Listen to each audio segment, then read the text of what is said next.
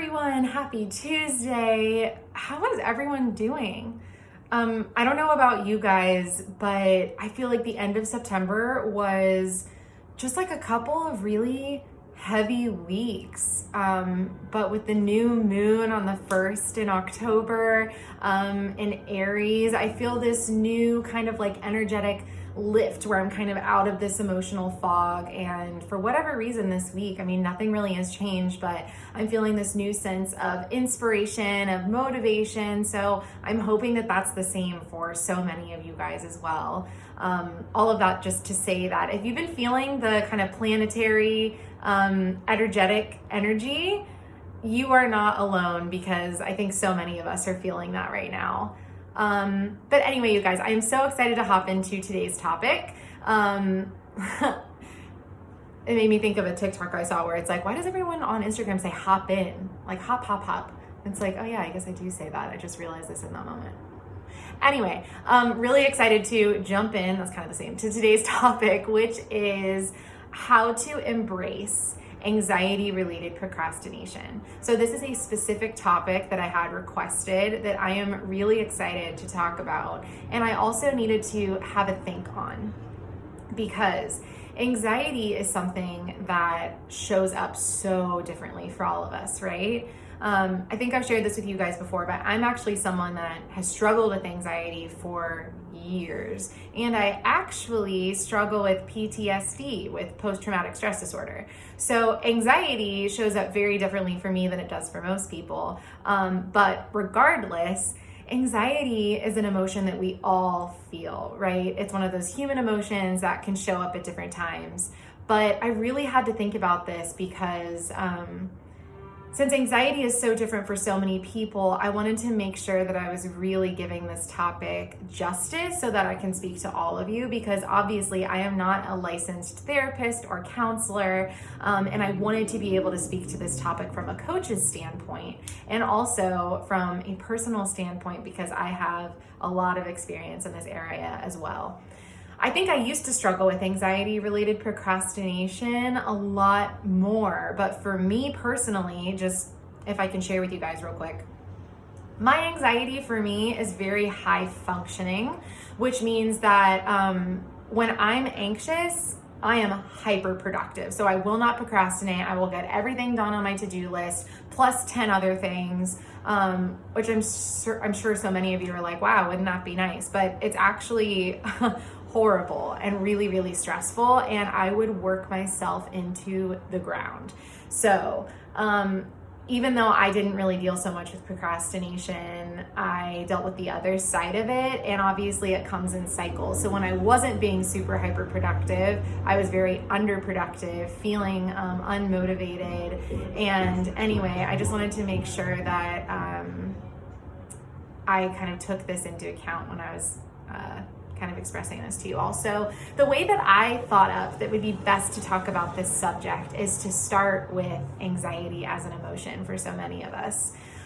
Before we kind of move along to the steps you can take to embrace this anxiety and stop procrastinating or shift your perspective around your procrastination, I think the first thing we need to talk about is how anxiety shows up for you.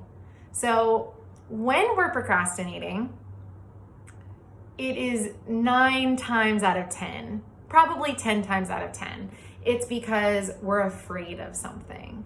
And this doesn't have to be this fear where we're literally afraid of the project or something like that. But I think in many ways, it's the fear of the future. It's the fear of the outcome of whatever task you're trying to complete. So if you're a creative person, for example, and you're trying to dive into, writing a song, painting a picture, writing an article, right? If you are one of those people that's very creative and you're putting your energy towards your baby, your creative project, something you care about so deeply, I think for so many of us as artists, we're waiting for this divine inspiration. And if we start to create this project and we think, okay, I'll start this today. Like, today I'm going to write a song, and we sit down to do that, and we don't get this hit of divine inspiration when it's effortless and easy and it just pours out of you, this song, right?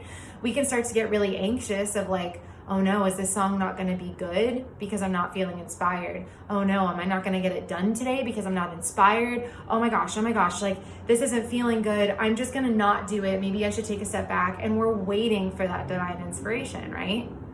We're waiting for it. So example number 2, maybe you're the type A kind of person, and your fears that are coming up for you is your inner critic saying, I'm starting to work on this project, this presentation for work, and oh no, maybe I don't know what I'm doing. Oh no, maybe I don't have enough information to finish this project.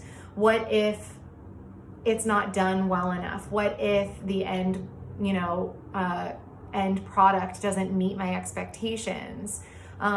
It's not ready yet. It's not perfect enough. We're struggling with that perfectionism. And so we're waiting for the perfect timing when we feel confident enough for it to be perfect. So we're also waiting for that moment when we feel good enough to get this project done, to create, to have the energy to execute this project, right? So slightly different, but also kind of the same, is if you're someone like me that actually struggles from disordered anxiety, where it's not just kind of an every once in a while thing, but maybe you even have generalized anxiety. So you wake up in the morning and you think, wow, I'm anxious today, I don't feel right, and that's just how you got out of bed in the morning, right?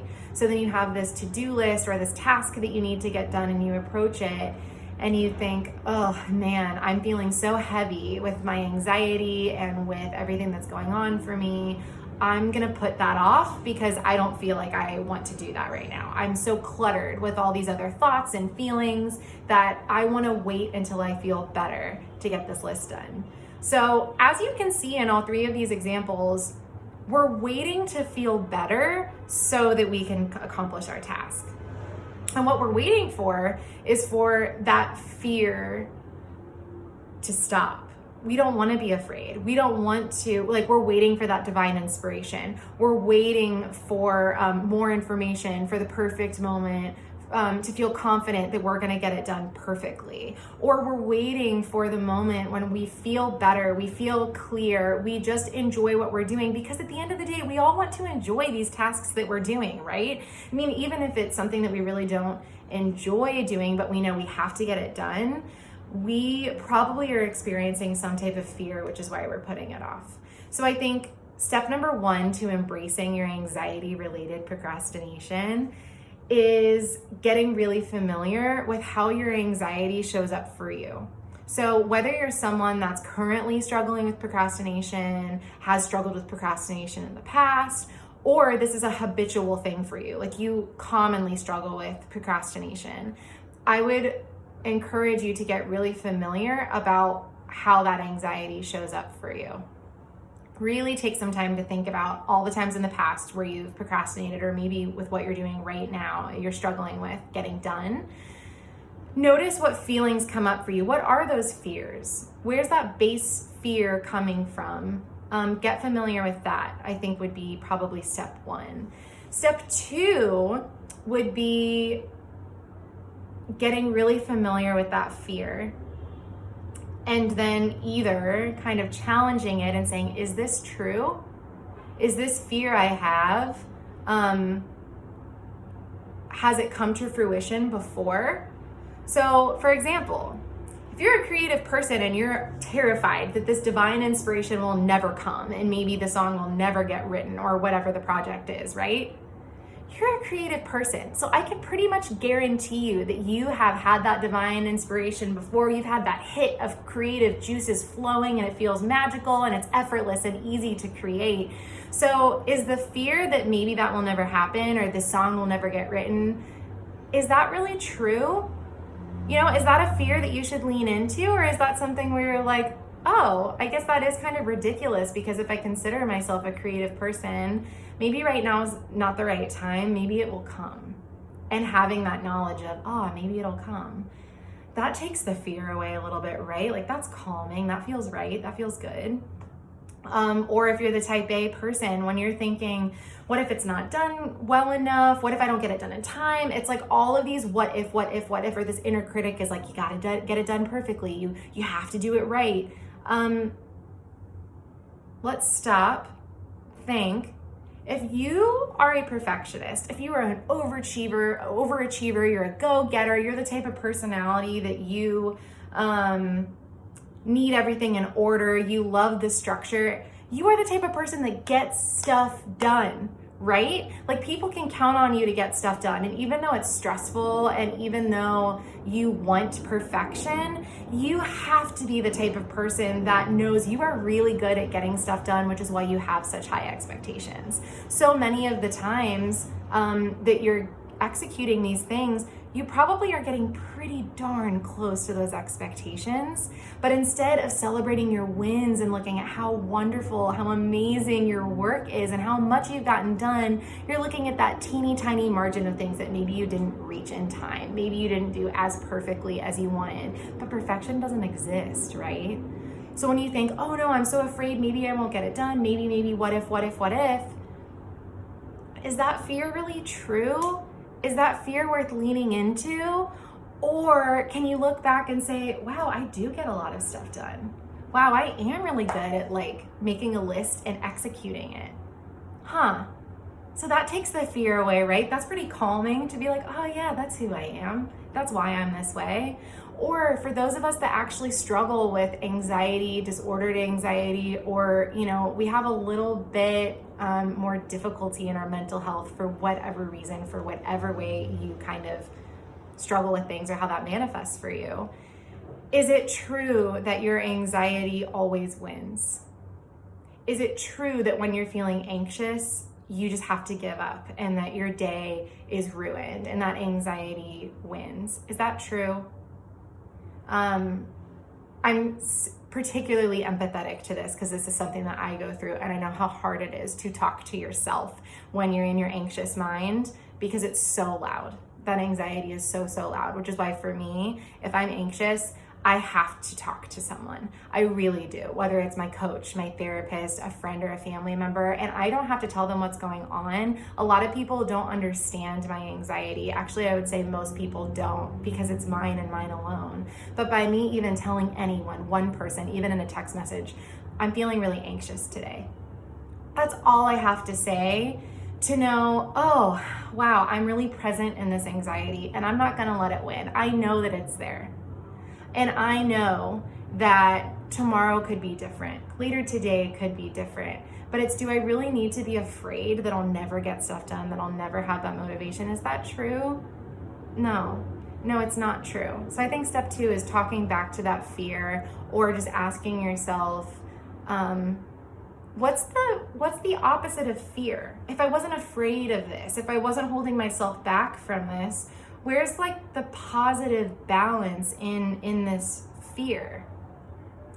Because kind of like step 3, not that it's so separate, but I think the most powerful thing I can share with you that struggle with procrastination is that it can feel like such an uphill battle.